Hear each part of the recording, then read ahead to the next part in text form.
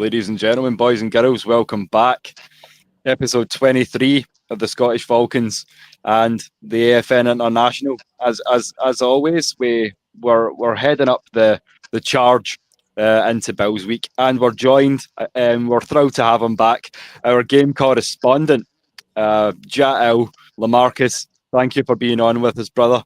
It's good to have you back on, and tell us a little bit about how things have been going. You did say to us in the back that the heart's not been keeping too well.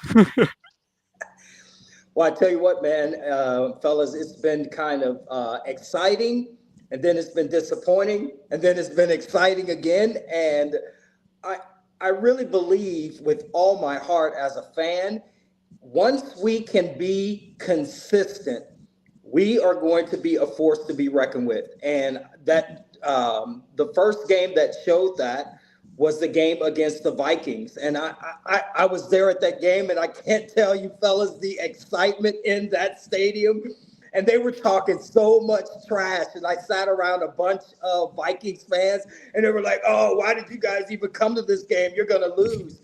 And I was so grateful to shove it in their face when we beat them 22-6. And I get it. I get it.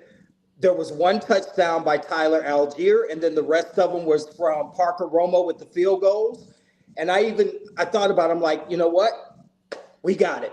Our defense was on point that evening, and they showed the world the kind of football that we can play when we are locked in. But now we just need to manage that with the offense. And when we can get both of those clicking like that with the offense and the defense playing lights out the way they were playing, there's nothing that can stop us. And I believe that. Like, I literally believe that when the defense played the way they played against Minnesota and the offense played the way they played against the Commanders, nobody can stop us.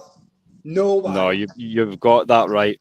And shout out as well to my co-host with the most, the original Scottish Falcon, Des Stevenson.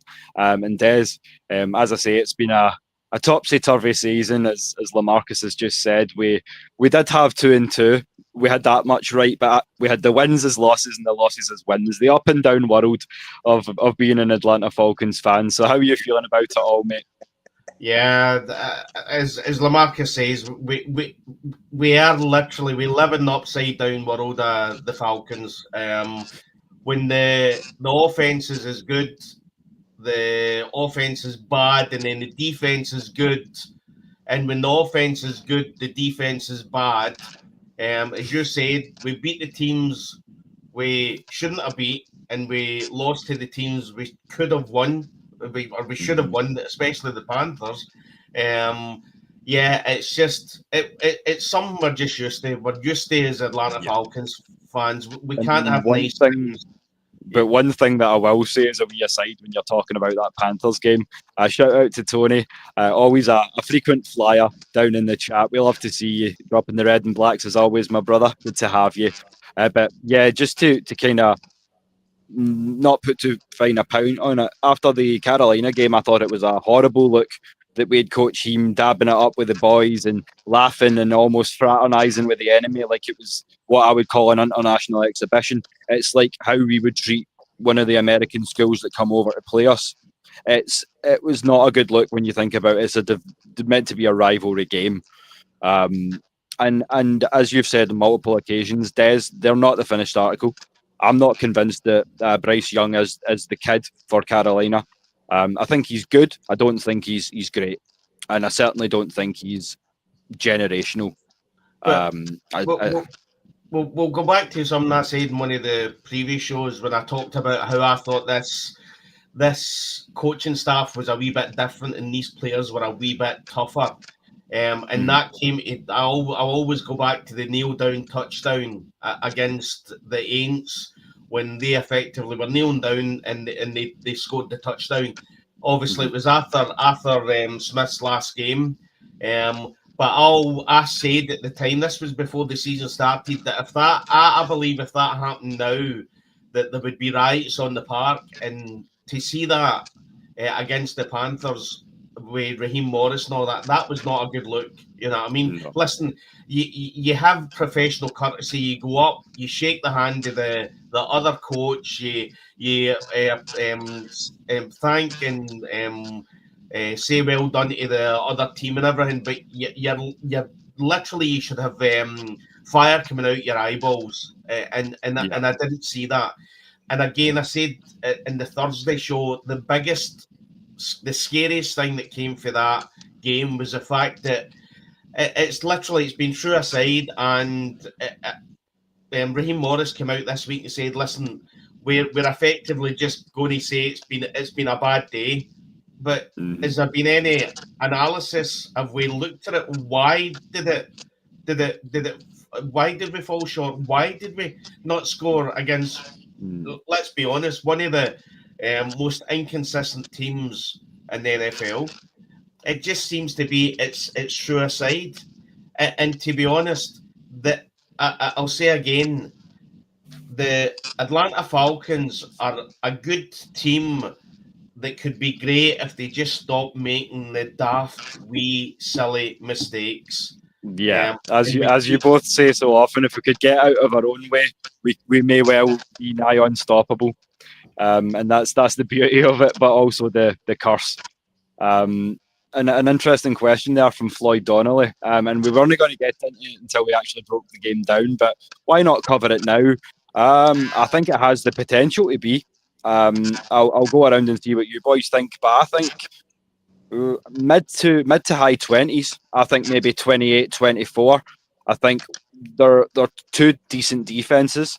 I think Josh Allen is a level of player where we inevitably are going to have some plays where he's going to get the better of us. He's just that guy. I'm not going to take anything away from James Cook either. But with that being said, Des pointed it out to me that Buffalo come in with the number 22 ranked defense against the run. And they've not met the two-headed monster that we are bringing on Monday night. So, yeah, I think it could be, as I say, maybe 28, 24, something like that. How about you, Des? Listen, see if it's 3-0 and it's a Romo kick at the last minute of the game, I'm fine with that. I just, for me, that something's going to give, because, and I'm going to be honest and say that I know everybody's saying that the Bills are going to win. I don't know. I normally have a sinking feeling when I'm getting into games, but what I would say is we talk about the upside down world of the Atlanta Falcons, but this season it's been the upside down world of the NFL. You know what I mean? Jacksonville Jaguars are beating the Chiefs. You know what I mean? I mean the New England Patriots beat the Buffalo Bills. There literally seems to be a changeover. Yes. And from my point of view, when you look, and I know Lamarcus said earlier, when you look at this offense, and if we could get this offense going, we wouldn't really need to have like a number one overall defense, because this offense would score enough points that the defense could take a hit now and again, and we would still win the game.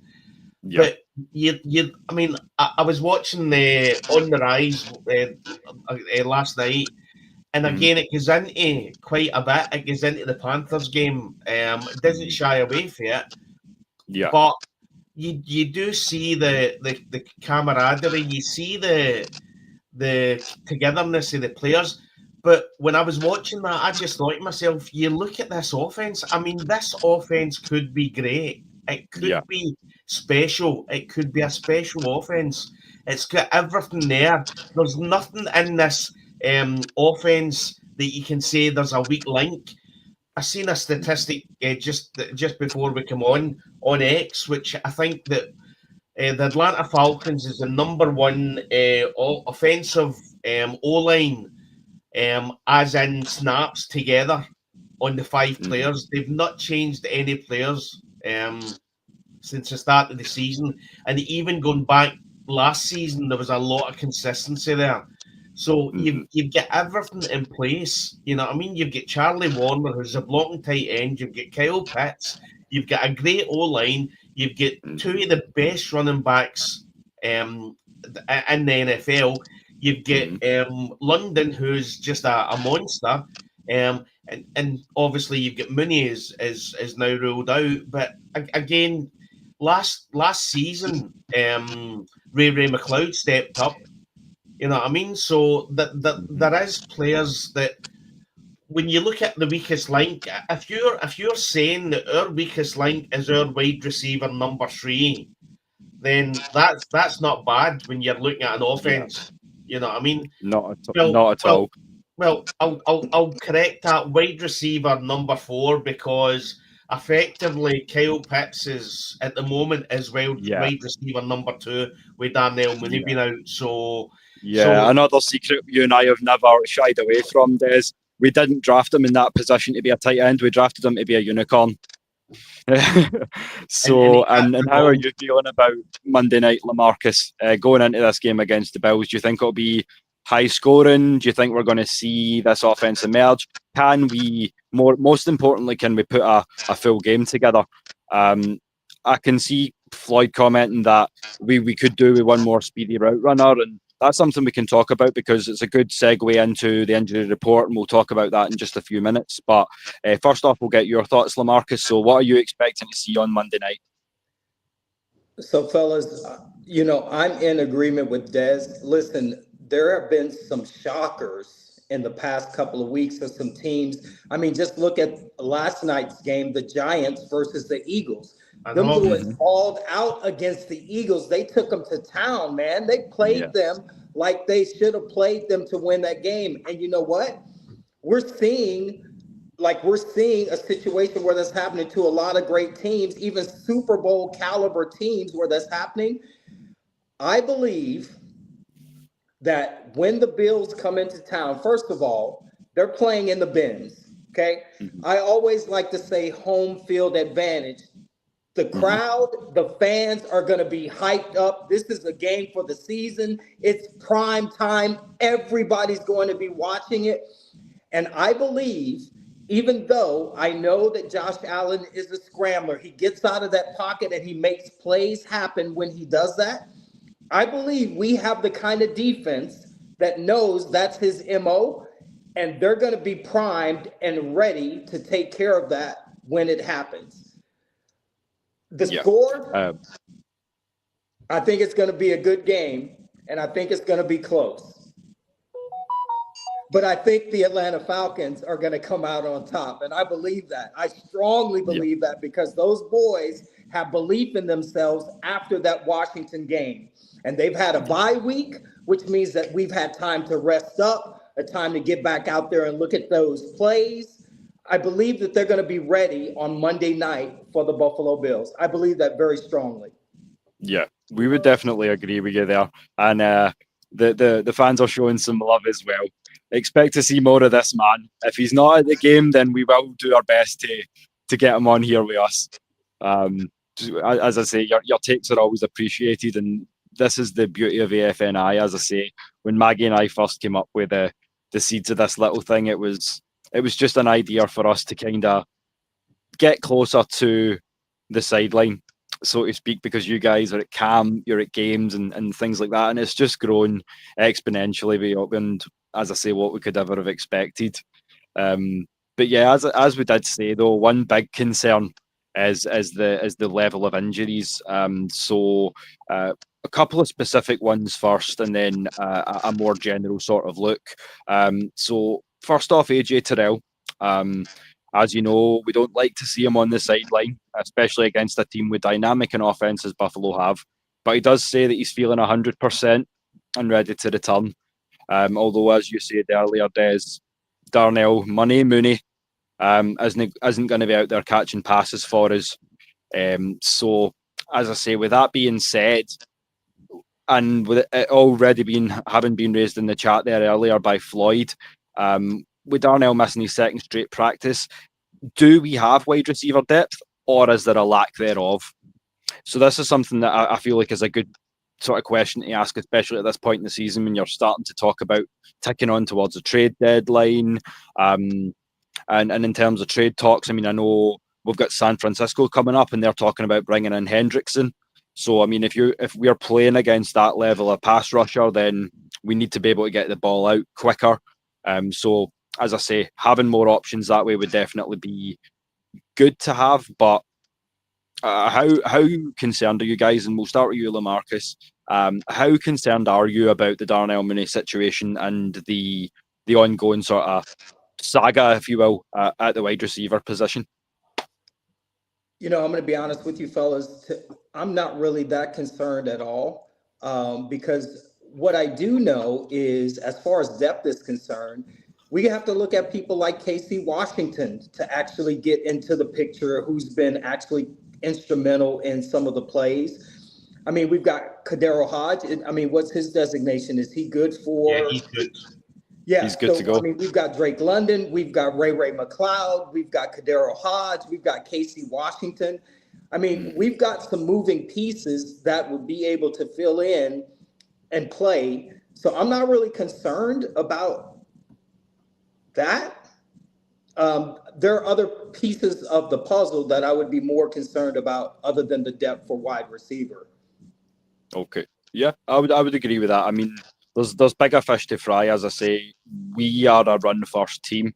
As much as we have a hell of a lot of weapons in terms of passing the ball, we are predominantly a run heavy team, and I feel like if we stick to that ethos, then we can still do great things and we can still get this W.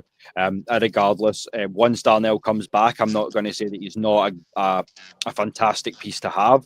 And as Des says, he's one more name that you can throw in when you say just how stacked our offense is. But as I say, I feel like if he needs a week or two to get himself right, then I feel like we need to afford him that to be where we want to be down the stretch, because as I say, with a week 5 bye as well, we need to stay healthy down the stretch if we want to be talking about playoff football.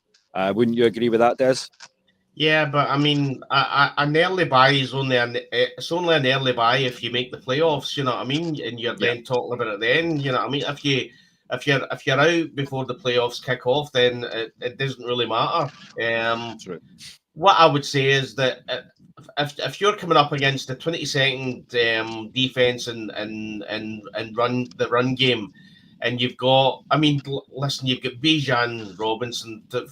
Don't forget. I mean, this guy defies all the odds. It's not a case of if they were sitting number one, you're still using. If they were sitting number one run defense, you're still using Bijan Robinson. You know what I mean? Michael Penix Jr. is still a young quarterback. This is only going to be his 8th game. He's in prime time Monday Night Football, so the nation's watching. Yeah. So the last thing you want to do with this guy is expect him to chuck it 40 odd times and expect not to get picked off. You know what I mean? You use the run game to your advantage. And I always say, when you've sledgehammered the defense into oblivion, you then bring up Kyle Pitts, you bring up Drake London, and you just have a field day. But to help Michael Penix Jr., you're running, as I say, run the damn ball. There you go, baby. the old KISS principle. Take it back to football 101. Keep it simple, stupid. Just run the damn ball straight down their throats. And this is the thing. This is something that I don't profess to have been a particularly good wide receiver in my day, but one thing that we build well in Scotland, because of the weather, we don't have the type of weather to allow 40-yard bombs, 50-yard bombs downfield a lot of the time. So what we build is stout, big, hard-hitting offensive lines and a solid run game. So we know what we're looking for when it comes to running the ball. And as I say, you've got to love what we've got in Atlanta. We've got a solid, consistent, big, but fast offensive line that are just allowing Duke and Nuke, as I like to call them, Tyler and Bijan, to get the job done. And as I say, the name escapes me, our RB3, the speed demon. What's that kid's name again? Nate Carr? Yeah. Yeah. Nathan Carter, yeah. Yeah, it's like if you can get your pulling guard into the second level and bust a hole for that kid, it's over with. He's gone. He's got that kind of breakaway speed that's just insane. So I feel like I couldn't. I don't feel like fantasy wise you could put together a better running back room than we have right now. So yeah, I feel like in terms of wide receiver depth, we just need to remember to keep it simple and keep it like do what we do so well. Yeah. And I feel like that's one of the keys to victory on Monday. And I think it's how we deal with Josh Allen's coming out the pocket and running the ball. What I would say is that maybe last year I would have been a wee bit more concerned. And to be honest, we always have suffered and struggled against mobile quarterbacks. But you've got, I mean, but we've like the linebacker core, we've increased the speed and the toughness in there. Divine Diablo, you've got Caden Ellis, you know what I mean? So again, you've got A2, you've got better pass rushers, you've got better interior defensive guys, you know what I mean? So again, as I said earlier, Jesse Bates has come out and said that they have been prepping Josh Allen in the second stage, as in running the ball. And Jesse Bates came out and said that I'm assuming we're all going to be knackered after this game. So effectively, they're going to be they know they're going to be busy with Josh Allen. And to be honest, if you break down and stop the offense, and then you stop Josh Allen coming out the pocket and running, then that could be a success for us. What I would say is the unusual thing is the fact that we're still.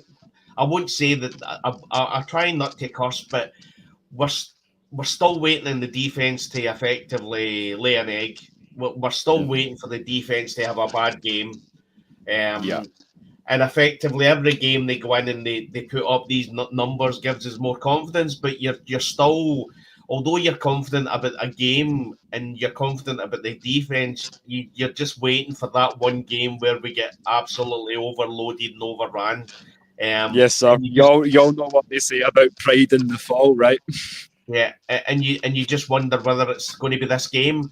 That's the issue with the Falcons just now. I mean, we've watched 4 games, and 3 preseason games, and I'm still unsure.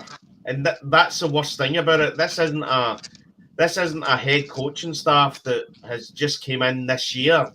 This is from last year, but you would think that they would take the consistency in the start, the end they had. Well, they didn't have a good end, but effectively they were playing not bad with Michael Penix Jr. and they would bring that into the season. But it's been starting and starting and starting and starting, and like the offense, but the defense has been fantastic. But because you're used to this stop-start and nothing going right, just the world of the Falcons, you're just waiting for the defense to lay an egg. And we're at that point where, I know we'll go into it later, but we're at that point where we need to effectively be in a position where we can come up against, I'll go back to the 2016 season. Literally with the offense we had, didn't matter who we played, we knew we were going to win that game. You know what I mean? We were just battering them. We would have the odd bad road game, but we were literally just overpowering them constantly. And we need to do that with the defense, but also we've got an offense there that can. I mean, I'll see what LaMarcus thinks, but if you take away the coaches, but if you look at the 2016 offense that we had, and then you look at the 2025 offense that we had, now what I would say is forget the O-line. I think the O-line are quite similar par-wise. You know what I mean? You had Alex Mack, and obviously we've got our guy, Ryan Nuzzel, but when you look at the actual weapons, I honestly believe that 2025 offense is better per player than the 2016 offense. Wow. Now you've got Julio, who was like a one-off, But Yes. we've also got Bijan, who's a one-off. Mm-hmm. You know what I mean? So, and we also have Kyle Pitts, who's a one-off, and we have Drake London, who's going that way. I don't know if he's going to be quite Julio good, but I mean, if he keeps it going, he's stacking up to put up some real good numbers. I think his numbers. I think statistically his numbers for the first certain amount of games is higher than Julio. Is it not? I'm sure I've seen a statistic somewhere. But we'll see. But as I said, this offense could be special. The defense could be special, and it looks as if it's going to be special. But by God, if we could just turn on this offense against the Bills, I mean, at some point we need to take a big scalp, and we need to take a big scalp with a big number, and effectively show the NFL that we're here to stay. We need to make that statement 100%. But just to go back to what you said earlier, there's about defense. There is one more concern that I'll throw in, and I promise it's the last time we'll talk about injuries tonight. But this one comes to us courtesy of Kevin Knight from the Falcaholic. So he's been busy, and we were grinding last minute to bring you this update. So if you don't know Kev, you should by now. He's on X at Falcaholic Kev. So, as I say, that comes courtesy of him, and he is basically giving us the breakdown. So, we've already spoken about Darnell Mooney out with a hamstring. We also have cornerback Clark Phillips III, triceps and an illness. Defensive lineman Laquale London, tricep issue.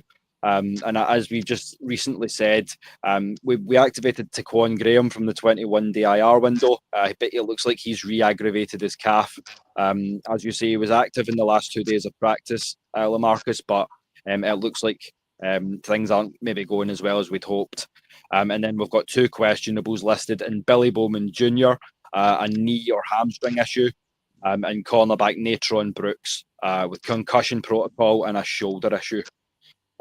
So for me, the Bowman one is probably going to be the biggest miss if Billy Badass isn't there.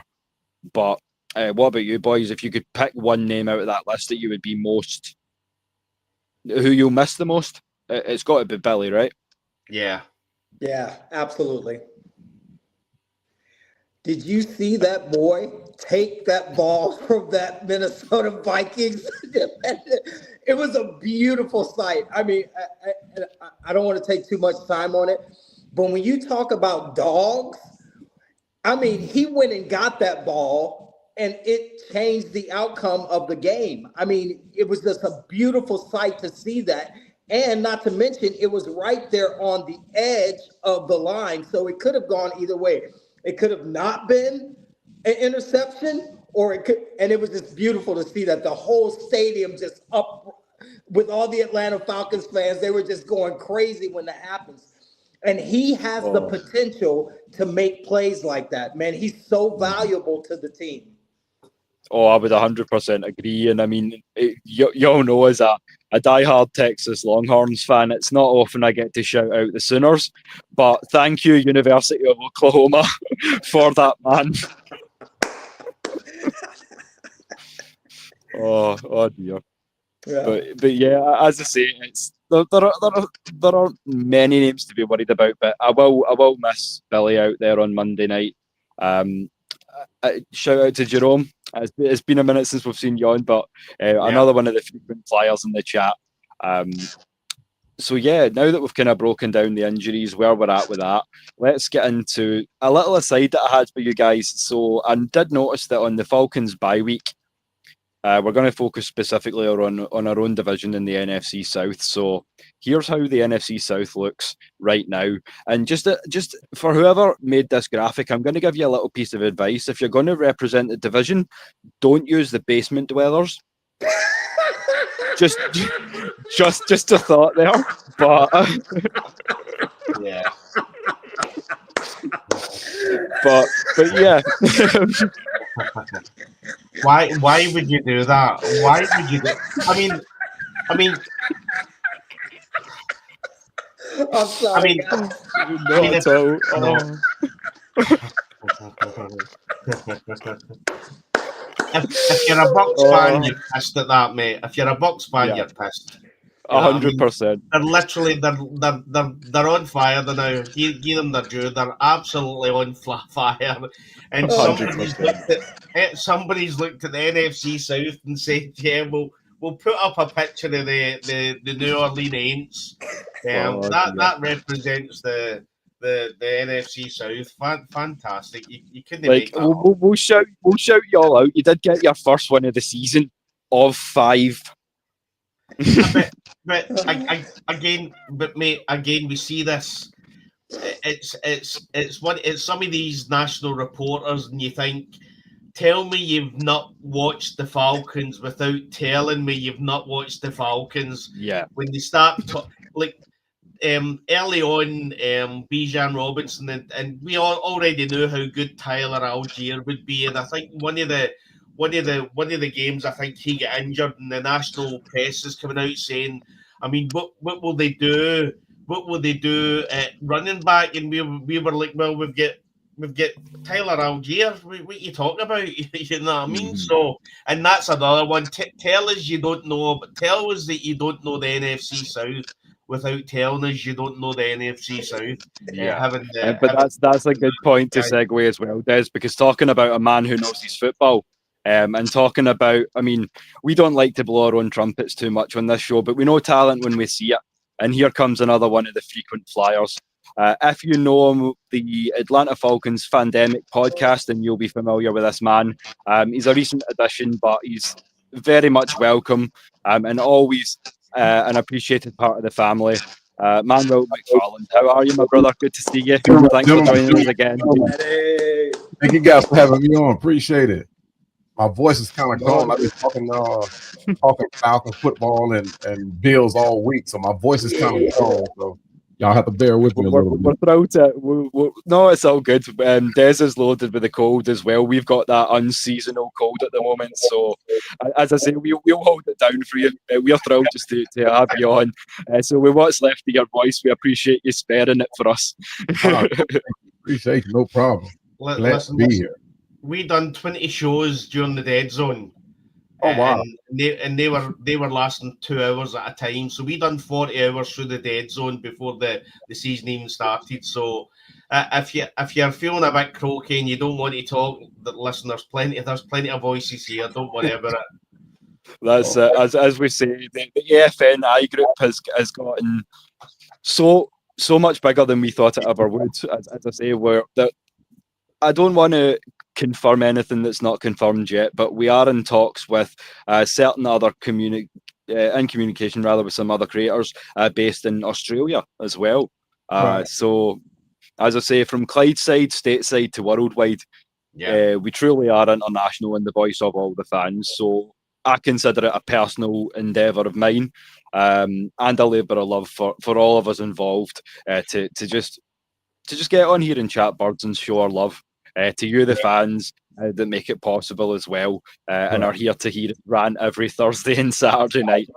To bitch, to greet. So greet means cry. So to bitch, to greet, to moan. You know what I mean? So not just cry, Des, but as the Americans would call it, when you greet, that's ugly crying. That's the ugly crying. Like that's what it's all about. I mean, content creation and being able to get on here and talk. That's what it's all about. Bridging the fan base.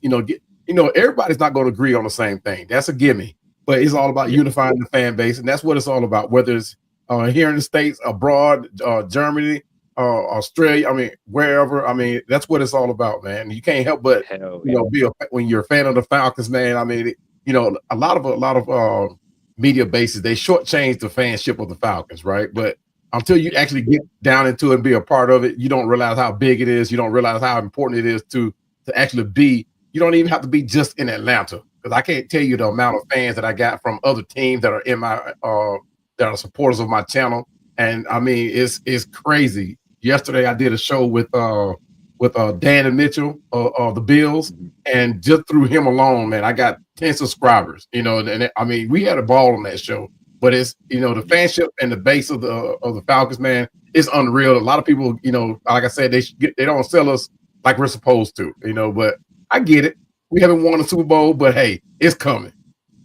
Yeah, and that's the beauty of it. Supporting a team that doesn't have a Lombardi means that we get to be there when they get the first, and that's going to be a special moment. But the other thing as well, Will, is we don't support a team. We support a team that their head coach don't ask the players to hurt other players and actually pay a bounty on it. You know what I mean? Right. We effectively have an owner who literally puts as much money into the community as he puts into the team. You know what I mean? Exactly. That's the difference. Atlanta Falcons. If there was a good guy and a bad guy, the Atlanta Falcons in a Disney film, the Atlanta Falcons would be dressed in white. You know what I mean? And the other one would be dressed in black and a wee bit of gold on it. You know what I mean? So gold. Yeah, I mean, there's certain traits that you don't want in your team. You know what I mean? Right. And again, that's the thing that I love. Again, when I came to Atlanta, the love for the city and the love for the football and college football and baseball, it's a sports town, right? And we've seen with the Braves 2021 World Series that Atlanta's just craving that sports success. They want to either the Hawks or the Braves, us guys, or the soccer team United, Atlanta United. They're craving success. And to be honest, what I would say is when we win the Super Bowl, it's going to be like a volcano, mate. It's going to be electric. And it's funny you said that because there's an article that's highlighting the fact that Atlanta wants to become a sports hub, and now they've already started building on the arena for the new hockey team. And I didn't know it until this year that we actually have a championship volleyball team. I did not know that. Wow. Yeah. So once I start my sports network channel, I'll start talking about stuff like that. But you could tell where the culture is going now with Atlanta sports, right? You got the Falcons that have gone out and have built this team that we have, and now you have the Hawks that have built the team that they have now. I mean, I'm ecstatic to see what the Hawks are actually going to put on the court this season. But the Braves, it's another story. They have players. They just have to find a way to play together. But I mean, Atlanta has become that hub now, and I'm thinking that it's not going to just stop with just the Falcons, So I think once the Falcons, especially if, like you said, we bring that Super Bowl here, it's going to be crazy electric. Yeah. Well, as you say, I mean, it's something that Atlanta's been building slowly over the last sort of 30 years since the 96 Olympics. But at the same time, like, you don't get a World Cup, to talk about soccer, you don't get a World Cup semi-final if you're not a one of the biggest market cities in your nation. So I mean, like, I've said it many times, like, one of the most important things for me is how much the city, the fans in Atlanta, although I've never visited the city, how much they've embraced this project that we're putting out here, and how much love there's been for it. So as I say, it's just about doubling down. Atlanta knows what it's got, and it's just about waiting for the success and the consistency to manifest. And I feel like, at least to get back to NFL and our Falcons, we're getting there. Yeah, we're almost there. I think Arthur Blank actually wants it. I don't think he's just an owner that just wants to be a part of a team, on a team. I think he wants it. I think he gets the fact that Atlanta wants a championship football team, and the amount of money that he's spending, it's not being highlighted that much in the media because we haven't won a Super Bowl. But I think the fact that Arthur Blank is spending the kind of money that he is doing and willing to do it, because a lot of people don't realize the previous owners that we had, the Rankin Smith brothers, they did not want to spend a dime. I mean, outside of what was the minimum pay for each one of these players, but the fact that Arthur Blank is willing to stretch that playbook, that checkbook, and pay these players and try to keep them here, within a reasonable amount of time. But I think he wants to have that Super Bowl here, as we all do, but it's one of the things, like you said, it's going to come with time. I think we have that core team here. I really do. Yeah. And there's something that's different about this team. You got the Bijan, you got the Drake, you got players on all corners, that can help bring that Super Bowl here. And I actually love it. I haven't been to a game yet this year, but I think once I get an opening of my schedule here, I'm pretty sure I'll be able to catch a few of them. But I'm ecstatic. I can't wait. I can't wait till we really get into the bottom of this season. Yeah.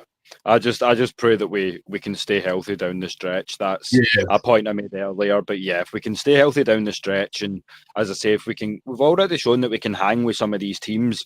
I mean, going into the season, Des and I were as like we always strive for 17-0, as you know, but we try to be diplomatic about it.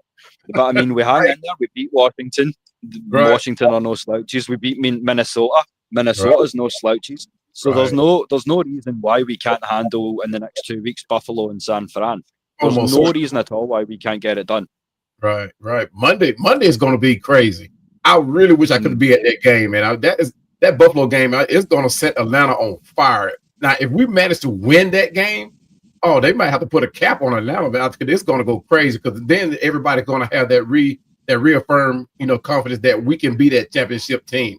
And Buffalo, like you said, is not a slouch at all, by no means. You talk about the AFC juggernaut. I mean, and not just of the AFC, they're the team to beat right now. And if we can go in there and play them strong, play them big. I mean, even if we take an L, I know I hate to say it like that, but even if we play them strong and play with confidence, and we can be, put up a good show, I think it'll reaffirm the fan base, like, hey, we are that team. We are back. We are built to win right now. Mm-hmm.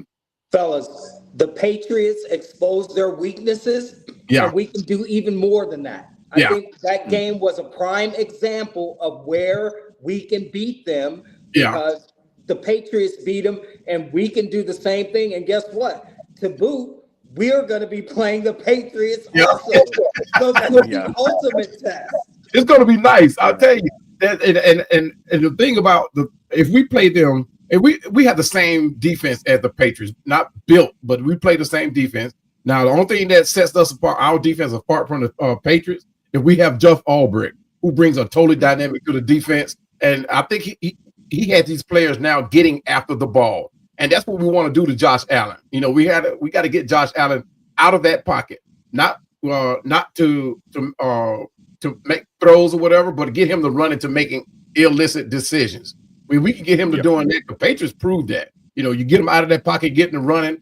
He makes bad decisions. He doesn't make good throws. And for people like Xavier Watts and Billy Bowman, AJ and Terrell, I mean, I'm hoping that we can pull off a few interceptions that'll change the impact of this game, as well as Michael Penix doing what he does. Because right now the Patriots think that they have our number for some reason. I don't know why.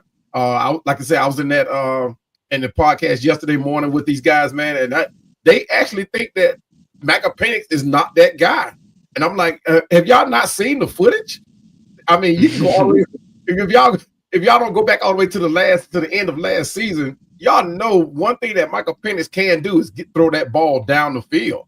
And for some reason, they think that they have our number, but hey, Monday night will prove it all, man. I can't wait. They said it's going to be a good game. I think the issue they've got with Michael Penix Jr. in the media just now is that they're effectively throwing him in with all the other QBs that were drafted last year. Right. But unlike the other QBs like Drake May and Caleb Williams, he's literally only just about to play his 8th game. You know what I mean? So whereas they were looking at the Drake Mays and that last year when they played 8 games and they were still making mistakes, saying, well, it'll take time. Right. They're looking at Michael Penix Jr. and saying, well, he was drafted last year. We're now looking at him now, and he doesn't look as good as these guys. Well, he's played less than half the games that these guys have played. You know what I mean? And I think that's where the issue's coming from. Yeah. I mean, what I would say is if you can't look at Michael Penix Jr. and see that what he's got when he turns it on is, I mean, he's got an electric arm. He's got, I mean, they shows down the field are just, I mean, they're to die for. Right. Plus, he's got it can be sometimes scattery with the consistency of the shows where they go. But again, that's just learning. He's only played 7 games. Yeah. I mean, what do you expect this boy to do? He's played 7 games in the NFL, which is a completely different monster. You effectively look back to Peyton Manning. Manning still holds the record for the rookie interceptions in his first season. Now, if Peyton Manning had played and been drafted last year and had done as many interceptions last year, he would have been binned. Yeah, exactly. It was a different NFL then. There wasn't the cap on what you were paying the rookies. Right. Peyton Manning came in and was literally the highest paid player in the NFL. So at that point, you had to give him time because you had paid the man. You had guaranteed him the money. Right. Whereas now, because there's a ceiling on how much you can pay these players, it's more a throwaway. It's a throwaway NFL. He's not doing it after 5 or 6 games. Let's move on. And that's what the media's looking. The media's looking at what he done, and they'll go back to Carolina, and then they'll show some of the issues with some of the shows last game, and then they're saying, well, he's not the finished article. He's played 7 games. Of course, he's not the finished article. Yeah, exactly. Yeah, and I feel like almost they were expecting a generational shift so quick, and sometimes you do need to let this cook a little bit. As I say, like, it was a big thing in terms of the coaching. Let Terry cook, or rather the management and the drafting process. So why not let these guys develop organically and learn their place in the offense, learn the plays at which they excel. And that is going to, and as I say, we need to be realistic. That is going to come with some mistakes and some pitfalls along the way. And one thing the media is not going to highlight the fact is that we not only have players in here that can make plays, right? But they're not going to talk about how hungry these guys are. These guys actually want to win. You know, that we have 4 guys on this defense that are rookies. You know, we're talking about a core of guys on the offense that are set to make, to do things, right? But they're not going to talk about the hunger that these guys are displaying on the field. These guys want to make plays. They want to win. You know, and I hate to keep, throwing Matthew Judon under the bus, but he did not show that hunger when he was here. But now we have guys that are they are hungry. They really want to win. They really want to perform. So the fact that we have a guy like Jeff Albrecht who can bring out winners on that defense, hey, it says it all. Now all we have to do now, and I throw Zach Robinson on the bus all the time now, but he has to put these guys in a position to win. Everything rides on Zach Robinson now. People want to blame Raheem Morris, but guess what? Raheem Morris is not going anywhere no time soon, guys. He's here. We're not going to pay 3 head coaches, so it does not make sense to move on from Raheem. But Zach Robinson is the guy. He has to put this offense together to where to put these guys in position to win and make plays, because they want to play. They want to win. Atlanta Red is ready to see it. On paper, we look the best in the NFL. We have weapons on every corner, every facet of the game. Zach Robinson has to open up that playbook and stop playing to the opponent. Make the opponent play to us. Yeah, and that's a great answer to the question I've got on the bottom there. I mean, in terms of no one's made 300 yards of offense against us, and they've not had a game yet where they haven't made 300 yards. So that's going to be the difference, is how much hunger you come to the field. Are you ready to go that extra mile? Put a little bit of salt on your hits, so to speak, and just it's going to be a dogfight. I'm ready for it because I know what Buffalo can do.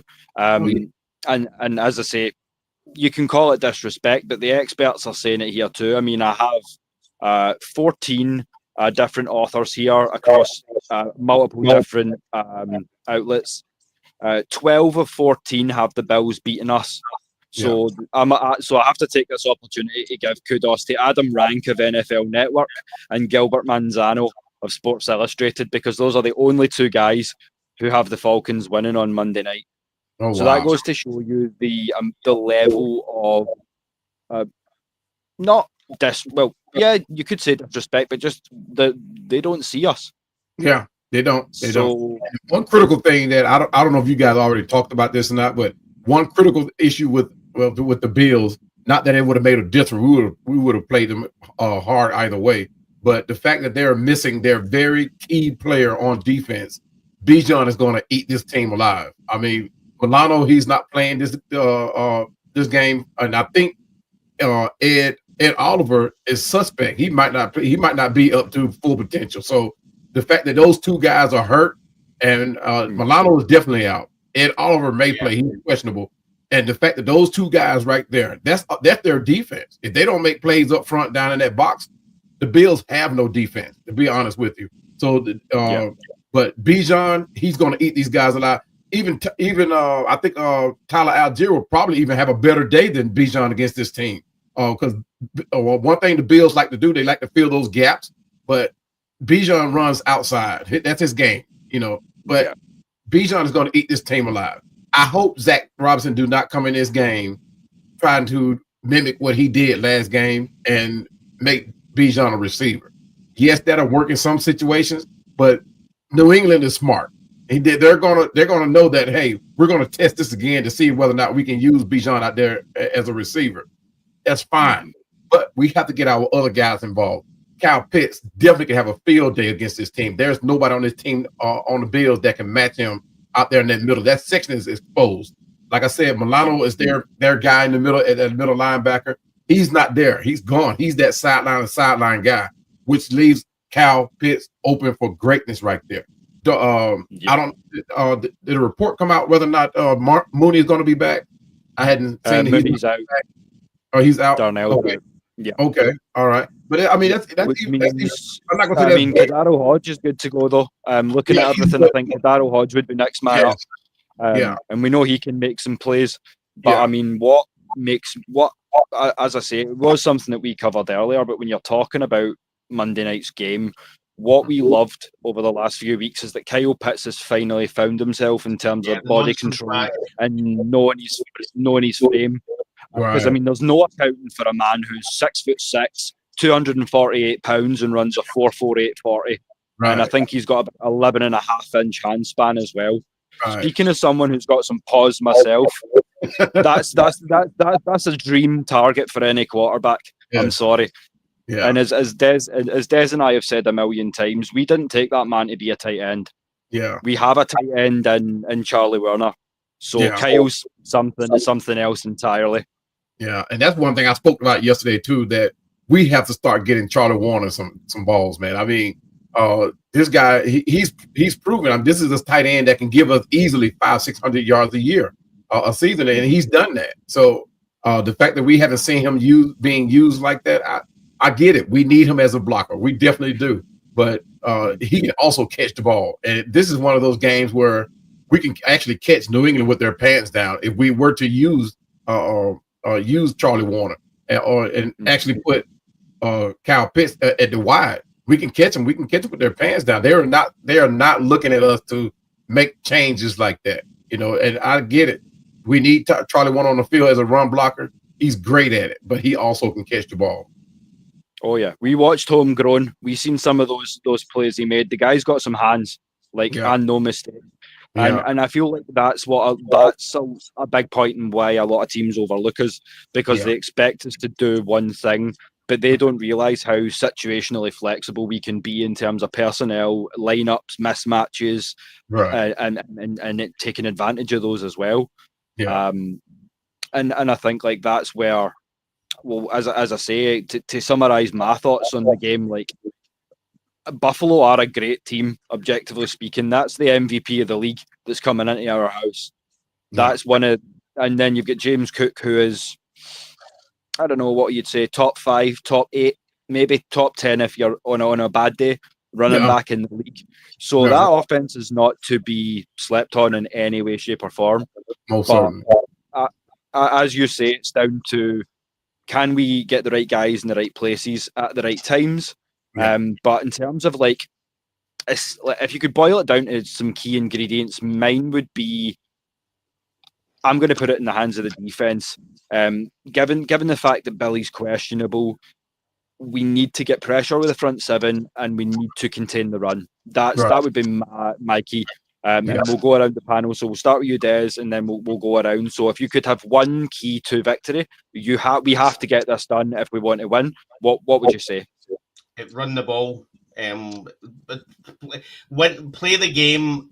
Your offense should be running the ball. As we've said, the 22nd defense, 22nd in the NFL for run defense, and they seen anybody like Tyler Algier or Bijan Robinson. So effectively, you start the game and you run the ball and allow Michael Penix Jr. to start to suss out the defense, what the Bills are trying to do, and then just build it up and slowly bring in Kyle Pitts.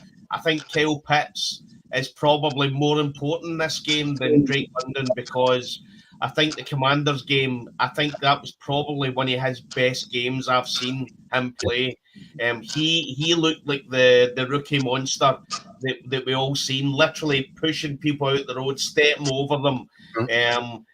And I think, but I think with that, it's if you start the offense and you start expecting Michael Penix Jr. to be batting the ball all over the place, then we're going to get picked off.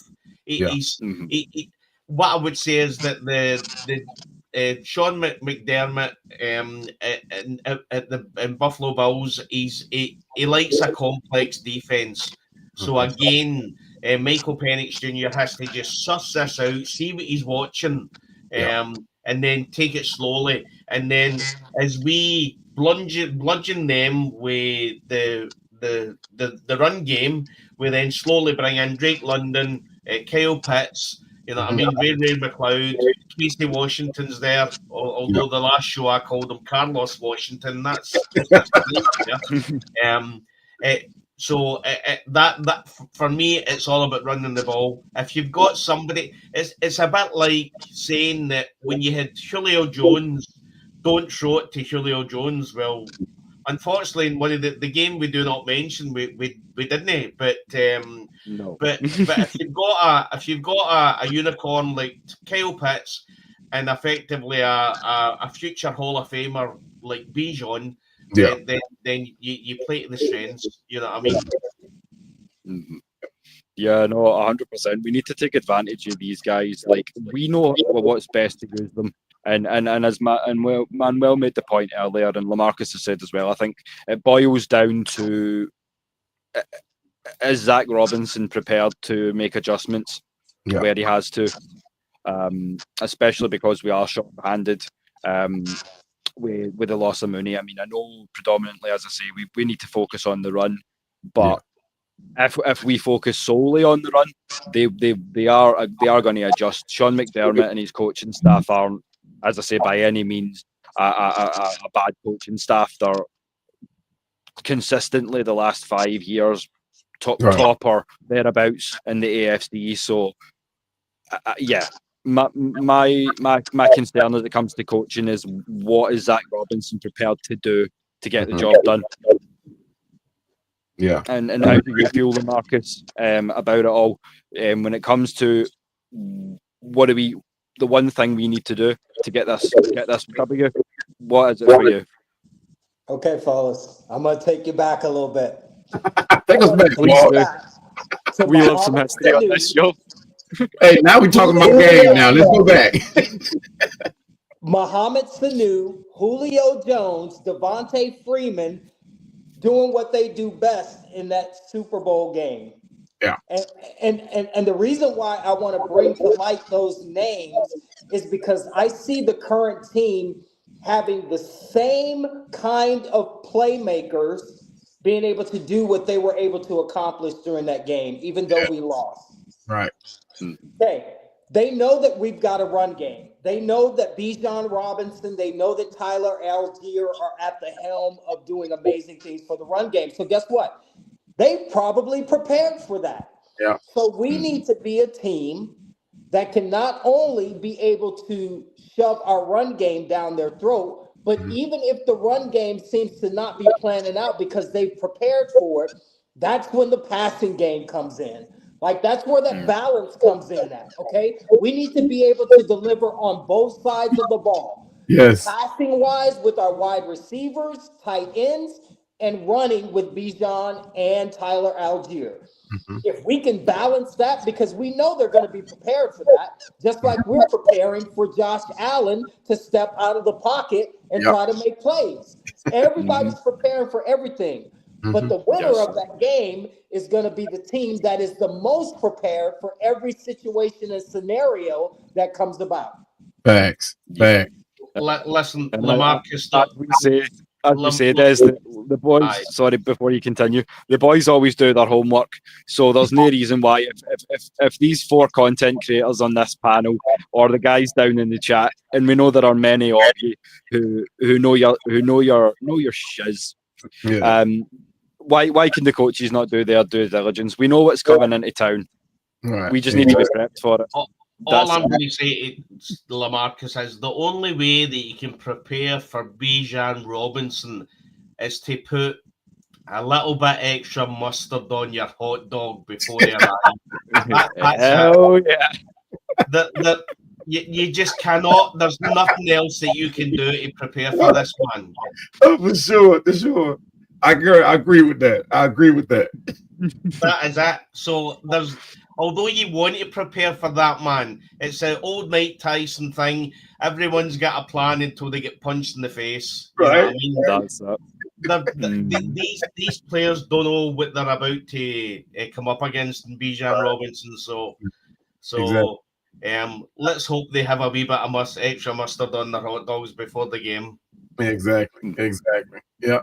And one thing that I found out in doing my research was Buffalo Bills currently, their defense gives up 5.5 yards per carry. So that is critical. That is huge. You cannot give up 5.5 yards a carry to Bijan or Tyler Algier. If you give up that much, they're going to take more. They're going to take more. And the fact that Milano is, and this is with Milano, I mean, and with their middle linebacker Milano out, he's probably going to take even more.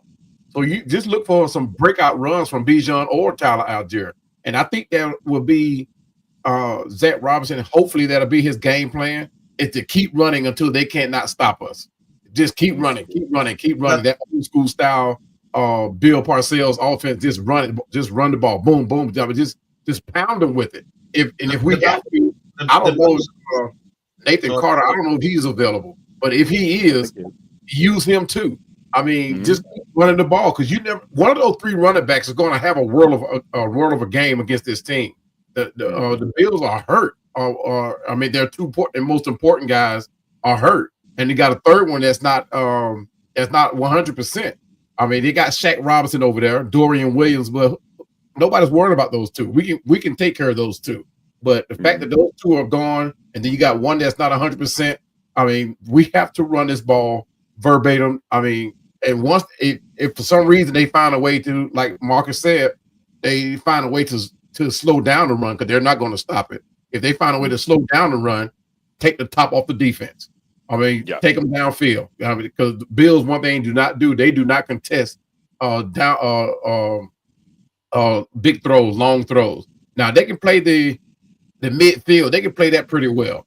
And I'm not saying abandon that, because we still got to test them. But they do not play that long ball down the field at all. That's why I'm hating the fact that Darnell Mooney might not be available for this game. But we have to take this ball downfield if the run game slows down. And even if it slows down, don't stop it, but go to our passing game and then come back to the running game. So we cannot abandon against this team. Yeah, that's it. Like, to take a boxing or an MMA analogy, it's like leg kick. Okay, he's checked that. Now I'm going to throw high. Yeah, that's all we're saying. We have the ability to have a good mix of run pass options, screens, short to medium stuff if we have to, sort of get the ball out. We know that Michael Penix Jr. has got a quick decision time. We know he can get the ball out in something like 2.2 seconds. So we don't need a lot of time to get the job done. We just need to, in a way, remember who we are. And in a way, as I say, it comes back to Zach just getting the right guys in the right sort of schemes to excel. So just obviously, while I've got the opportunity, then we would remind you, as ticking along the bottom, that we're still always looking for people to join the Kilted Revolution. So we're here live 8:30 or 3:30 Eastern time, 12:30 Phoenix time for the West Coast. That's on a Thursday and a Saturday. We know that the viewership's going to suffer because we're going against college football, but we don't care.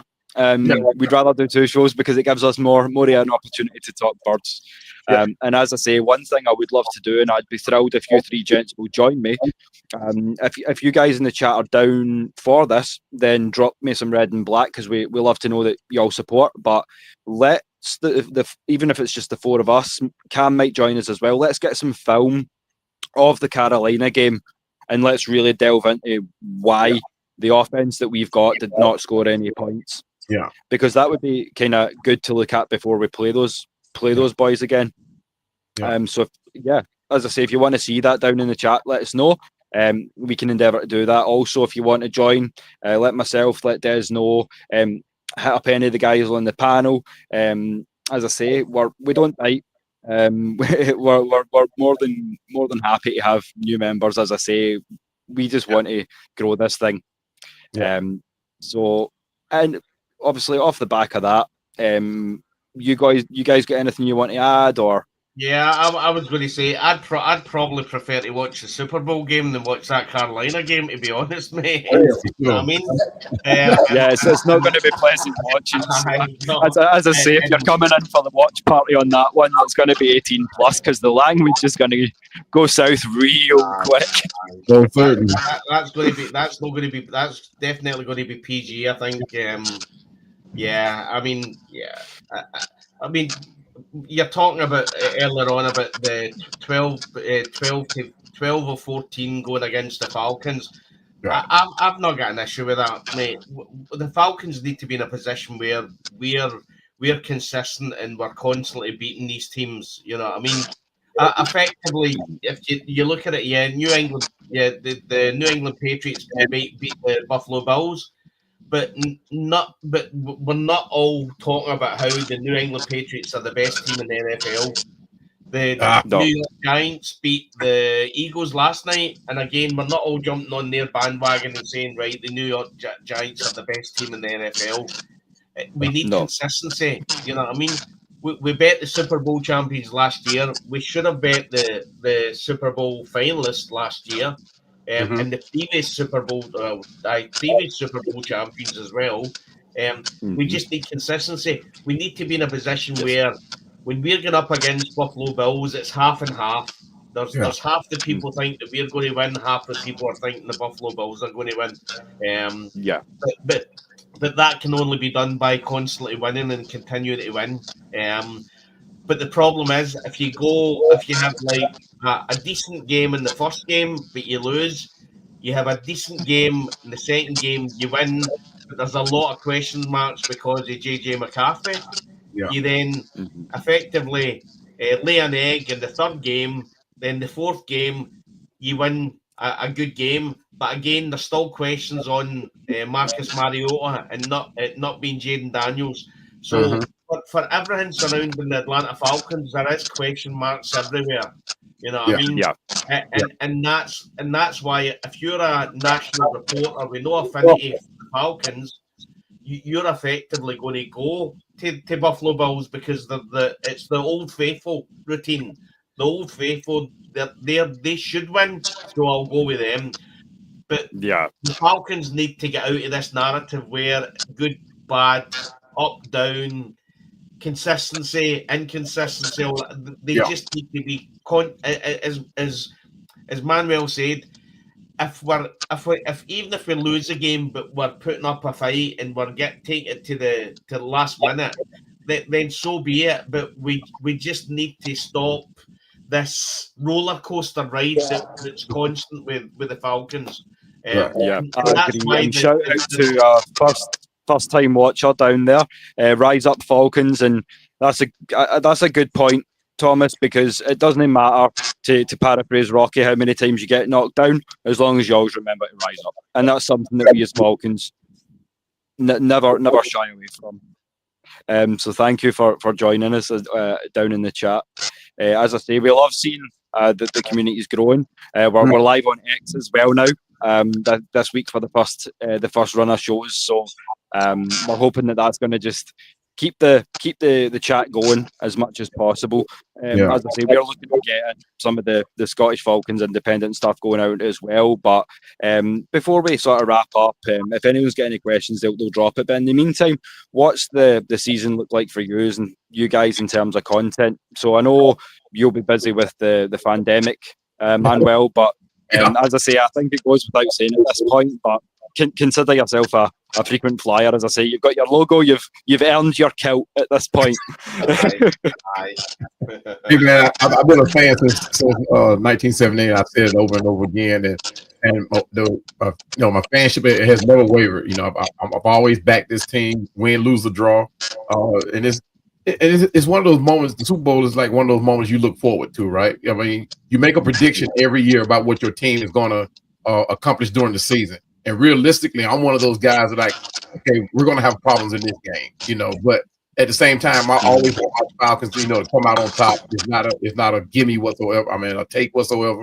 But I want my Falcons to, and to piggyback off what Dan said, they're going to be question marks, right? But as the season go along, you see less and less question marks. You see the improvement. You see the chemistry start to happen. You would like to see that happen sooner than later, but when we're constantly redoing and re-strategizing on our team, you start to see, granted, Zach Robinson is a first-year coordinator. He's still learning the game. I mean, but we put him in that position, and to expect him to come out of the box and have a winning offense. I mean, he does have the players in place, but he's still learning that playbook. Yes, he has been a part of that playbook for years, but to make it his own, that's one of the things that he's going to have to do. And he has the players to do that with. And I think the expectations of him being a winner out the box, which, like me, I want instant success. Everybody wants it, but realistically, you have to look at the fact that he is a first-year coordinator. He is using a playbook that he's never had his own, but he has been a part of that playbook. He got coached through that coaching tree, but going back to his success, that he has to make it his playbook. In other words, he has to realize what players that he have, what players that he can use to make that play calling that he uses successful. Has he come up short? And as you say, through repetition, you're going to find that he's going to get his own little nuances, iron in his own little wrinkles, and check Sundance or whatever, and little audibles, little things that he can do. We're going to see that, I think, maybe as the season goes on. But I think it's only something that can be gained through just getting the reps in against good teams. Because as we've said a few times, the next few games were set to be tested a little bit. But we're here for it because we can't profess to be a good team. Well, you can't profess to be an NFL franchise of any level, but especially to profess to be a good NFL franchise and shy away from a fight. And that's kind of what it boils down to on Monday. Yeah, I still think we're going to have a great season this year. I just think that Zach Robinson has to realize what he can do with the core players that he has, right? I mean, because we know, like I said, we got players at every corner that can make plays. He has to realize which one of those players can make that playbook work for him, make it successful. That's why I hate the fact that we didn't utilize the preseason as much as we did. That should have been the preseason should have been treated like a regular season. I get it. We have to find out what we got in these rookies, right? But you knew going into the draft which one of these players you're going to keep legitimately keep. So the fact that we didn't utilize the preseason like I thought we would have, I mean, I think it's starting to show. But people say, well, it's not but 2 games that we could have played in the preseason. But those games were critical in game time situations. You know, you have to realize what players can do what. You know, yes, I would love to have seen every last one of the rookies that we had on this team, because all of them could make plays. Kobe Bryant, I can't wait to see if any opportunity for him to come in and finally get some plays in. But I would like to have seen more of this veteran team, the core of this team in preseason. I mean, I think it came back to Hunters, even in coaching. The coaching decisions that we made going into the season, I think that has came back to Hunters. But if they had to put themselves in game time situations, namely the 2 preseason games, possibly it could have helped. Who knows? We can't go back, and look at it. But and this is one of those situations we got to throw it out the window now and just say, hey, we got to go on and play from here on out, and hopefully the season be better success. Well, what I would say, 4 down, 13 to go. Yeah, what I'd say, Manuel, is if you want to know whether your wide receiver coach is the right coach for you, or if you want to know whether you should be in the booth or on the sideline as an offensive coordinator, then maybe preseason game is the game to do that. Yeah. Again, these daft wee silly things that we keep doing as a staff, you know what I mean, as head coach in a team. So yeah, we need to deal with all that stuff, you know what I mean. So Sure. I always preseason, always seen it from both sides. Yeah, you go out there and Michael Penix Jr. gets injured, then you're Kirk Cousins, and you don't know what Kirk Cousins can do, you know what I mean? Or if Drake London gets injured and you've got your wide receiver one out, you know what I mean? Right. So I see it from that point of view, but there's no doubt when you say you're going into your 4th game and no wide receiver or tight end took a touchdown pass, Right. you know what I mean? That just shows that there was a lot of rust and a lot of cobwebs. And again, even if it was only 1 or 2 snaps in the preseason, it would have literally have got some of that, some of the cobwebs off. So I see it from both sides, but you can't hide the fact that the playing them in preseason fan base I definitely have an argument. I would definitely say that, Manuel. I'd agree with both of you there. Like, mental repetitions are just that.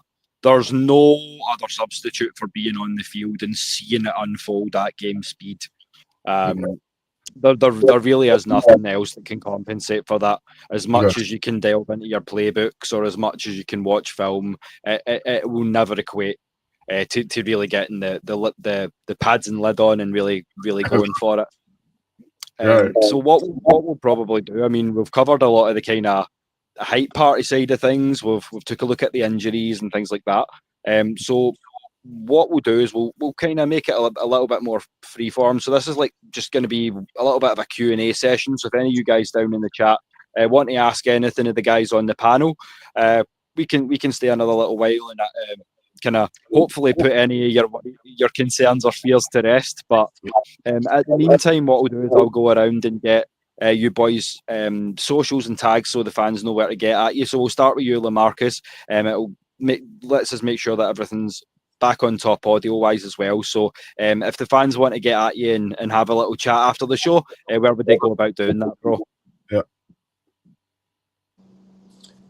Hey fellas, so I'm still trying to figure out how all of this works. So I will have that information available for you on the next time that we meet. I'm probably going to need Will, you and Dez's help in order to establish that because, again, this is new to me, so I'm trying to figure it all out. I'm usually posting from my Facebook page. As a matter of fact, I did want to put a plug in. I am going to be in San Francisco next week to watch our boys play the San Francisco 49ers. Yes. I'm looking forward to bringing some content from that game. There you go. I'm super excited about that. So there's something to tease the fans for. Hell yeah. That's what's up. Don't fear about, obviously, as I say, we just loved the passion that you had and the takes that you had, so we knew that you would bring that to boot and you would be able to throw your energy into the mix with ours. So all we were looking for was just a big stew pot. The X's and the O's can be ironed out in time, so anything we can do to get on. As I say, we always take 20 minutes before, 20 minutes after, just in the back. So hang on with us once we're done, and as I say, we're more than happy to do that. But as I say, we couldn't do what we do to the level that we do without our frequent flyers. So we've been glad to grow the family beyond Des and I. And it's something we've been endeavouring to do for quite some time. Basically, since the start, we were always kind of the way we've got with Tyler and Bijan. We are a two-headed beast. So this is the Scottish Falcons show, but it is also the panel for all of our team, all of our family from the AFNI as well. So and as I say, if you know the AFN originals, you may just see some cameos from Maggie and her guys too. So if you want all that good stuff and more, plus as Lamarcus has said, up to date from the stadium for San Fran next week, then you need to keep it here. You need to keep it Celtic. Right. In the meantime, as I say. And I do love that tag. So Floyd, thank you for that one. That's another one we can. It's not. Is it theft if you shout them out? I'm not sure. No. we borrowed it with appropriate credit. There you go. So no copyright strikes. We need to get this thing up and running properly. Almost certain. But as I say, like, we appreciate you guys for joining us. But most of all, we wouldn't be here doing this if it wasn't for you, the fans. So we've always got to show love back to the AFN family. Be you stateside, be you Clydeside, be you worldwide. And never forget, in closing, that pain is international, but so is passion. Thank you ever so much again for all your time, your love, your dedication, and we will see you next week. All right. Bye.